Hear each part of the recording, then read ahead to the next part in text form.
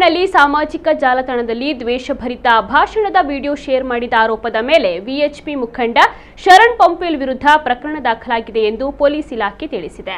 ಸಾಮಾಜಿಕ ಜಾಲತಾಣದಲ್ಲಿ ಪ್ರಚೋದನಕಾರಿ ಪೋಸ್ಟ್ ಶೇರ್ ಮಾಡಿರುವ ಆರೋಪದ ಮೇಲೆ ವಿಶ್ವ ಹಿಂದೂ ಪರಿಷತ್ನ ಮುಖಂಡ ಶರಣ್ ಪಂಪೇಲ್ ವಿರುದ್ಧ ಪ್ರಕರಣ ದಾಖಲಿಸಲಾಗಿದೆ ಎಂದು ಮಂಗಳೂರು ನಗರ ಪೊಲೀಸ್ ಕಮಿಷನರ್ ಸುಧೀರ್ ಕುಮಾರ್ ರೆಡ್ಡಿ ತಿಳಿಸಿದ್ದಾರೆ. ಶೇರ್ ಮಾಡಿರುವ ಪೋಸ್ಟ್ ಅನ್ನು ಅವರು ಡಿಲೀಟ್ ಮಾಡಿದ್ದಾರೆ. ಅವರಿಗೆ ನೋಟಿಸ್ ಜಾರಿಗೊಳಿಸಲಾಗಿದ್ದು ಸೋಮವಾರ ವಿಚಾರಣೆಗೆ ಹಾಜರಾಗುವಂತೆ ತಿಳಿಸಲಾಗಿದೆ ಎಂದು ಕಮಿಷನರ್ ಮಾಹಿತಿಯನ್ನು ನೀಡಿದ್ದಾರೆ. ಇದಲ್ಲದೆ ಶರಣ್ ಪಂಪೇಲ್ ನೀಡಿರುವ ಬಾಂಡ್ ಅನ್ನು ಮುಟ್ಟುಗೋಲು ಹಾಕುವ ಬಗ್ಗೆಯೂ ಚಿಂತನೆ ನಡೆದಿದೆ ಎಂದು ಕಮಿಷನರ್ ಅವರು ತಿಳಿಸಿದ್ದಾರೆ.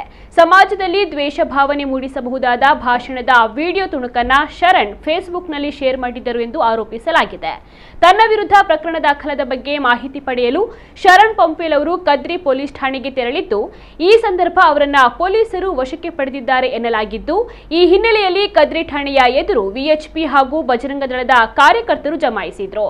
ತದನಂತರ ಅವರನ್ನ ಬಿಡುಗಡೆಗೊಳಿಸಿ ಸೋಮವಾರ ಸ್ಟೇಷನ್ಗೆ ಹಾಜರಾಗುವಂತೆ ಹೇಳಲಾಗಿತ್ತು.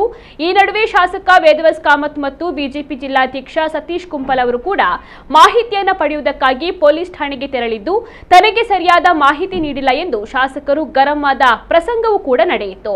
ಮಾಹಿತಿ ನೀಡಿಲ್ಲ ಎಂಬ ಕಾರಣಕ್ಕಾಗಿ ಅವರು ರಾಜ್ಯ ಸರ್ಕಾರದ ವಿರುದ್ಧ ಆಕ್ರೋಶವನ್ನ ವ್ಯಕ್ತಪಡಿಸಿದರು. ಸುಮಾರು ಅರ್ಧ ಗಂಟೆ ಕಾಲ ಕದ್ರಿ ಠಾಣೆಯಲ್ಲಿದ್ದ ಅವರು ಬಳಿಕ ಪೊಲೀಸ್ ಕಮಿಷನರ್ ಕಚೇರಿಗೆ ತೆರಳಿದರು.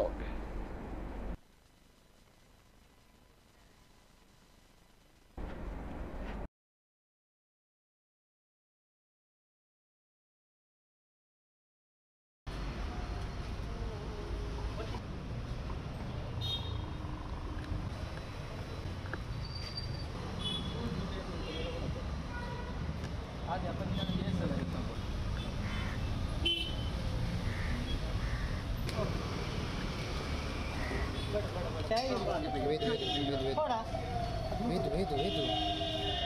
अड्ड दी तेरी गाड़ी